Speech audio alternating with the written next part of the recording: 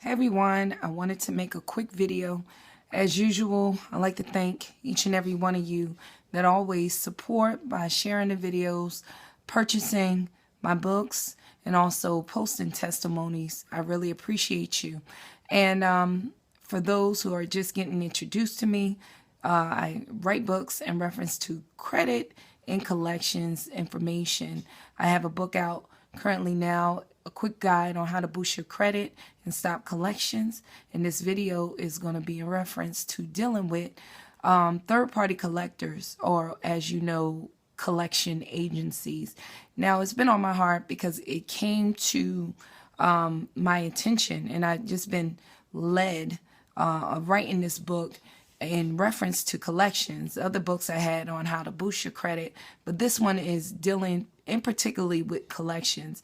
And it come to my attention that the year of 2015 to 2016 is what the Bible call a year of Jubilee. And actually it makes a significance because it's been 70 years. Well, this make the 70th Jubilee. And it's been 40 Jubilees since Christ died.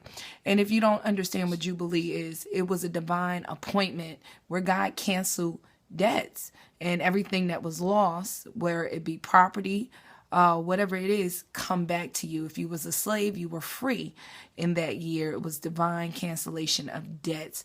So in this, I'm in led, even when you deal with you have commercial leases, after 50 years, the property go back to the owner, and it was set up on this same principle.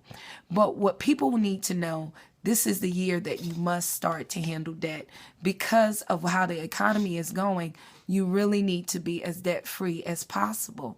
And one thing that you need to know when you're dealing with third-party collectors or collection agencies, I always say they're borderline illegal. And where they start their process of trying to make it legal is through phone calls and conversations that when they call you on the phone to collect a debt, they begin to bind a contract with you.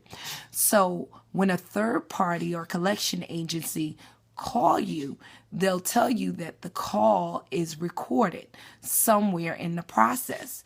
And what they do, they purchase this debt from the original collector. So say if you have a debt with Macy's or Verizon, that is where the original contract started. Most of the times when we have credit cards, you do not send with that card the contract that come with it. You do not sign it and send it back. It's very rare that people do that. They want you to do it, but people do not do that. They begin to use the card. So where there is any debt between two parties where you establish a contract, there should be somewhere in the clause where you agree for that debt to be sold. So what happens with collection agencies, they know this, that people do not sign this contract and send it back. So they begin to make agreements by implying that they are the original collector. And they ask you to set up payment arrangements.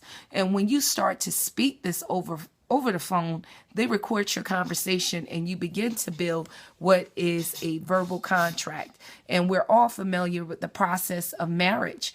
When you state vows verbally, it creates a contract. So they record you. And this is how they make their illegal business legal, by doing that. And what you need to know, you need to go through processes to request the original contract, which you're dealing with credit cards, they do not have. So I go in this information in detail in my book.